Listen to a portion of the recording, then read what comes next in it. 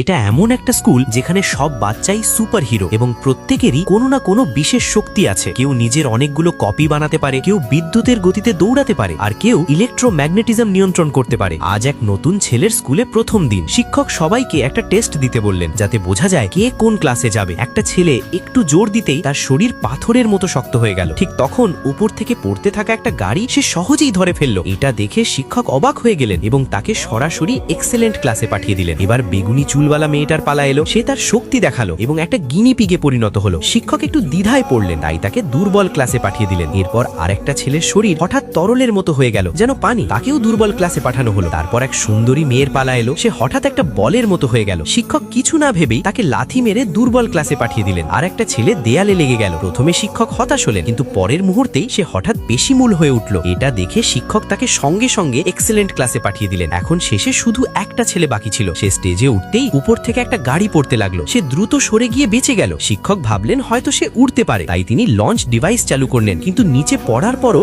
সে উড়তে পারল না। এখন সবাই বুঝে গেল এই ছেলেটার কোনো সুপার পাওয়ারই নেই। কিছুক্ষণ পর সে খেতে বসেছিল, তখন এক দুষ্টু ছেলে হাত বাড়িয়ে তাকে ফেলে দিল। তার হাতে থাকা প্লেট উড়ে গিয়ে ওই দুষ্ট ছেলের উপর পড়লো। সে সঙ্গে সঙ্গে রেগে আগুন হয়ে গেল এবং তার হাত থেকে আগুনের গোলা ছুড়ে মারলো। ছেলেটা দ্রুত নিচু হয়ে বেঁচে গেল, কিন্তু প্লেটটা ভেঙে টুকরো টুকরো হয়ে গেল। ছেলেটা শক্তিতে অনেক দুর্বল ছিল আর দুষ্ট ছেলেটা তাকে তাড়া করতে লাগলো। ঠিক তখন তার চোখে পড়লো একটা আগুন নেভানোর যন্ত্র। সে ওটার দিকে দৌড়াতেই এক রাবারের মতো ছেলে সামনে এসে দাঁড়ালো। সে পড়ে গেল এবং ভয়ে টেবিলের নিচে ঢুকে পড়লো। ওদিকে দুষ্ট ছেলেটা একের পর এক আগুনের গোলা ছুড়ে যাচ্ছিল। মনে হচ্ছিল এবার সে পুরোপুরি ফেসে গেছে। ঠিক তখন তার এক বন্ধুর সামনে এগিয়ে এলো। দুষ্ট ছেলেটা তাদের আক্রমণ করতে যাচ্ছিল। হঠাৎ সেই ছেলেটা তাকে তুলে দূরে ছুড়ে ফেললো। রাগে ফুঁসে উঠে সে আবার আক্রমণ করতে এলো। তখন ছেলেটা আগুন নেভানোর যন্ত্রটা চালু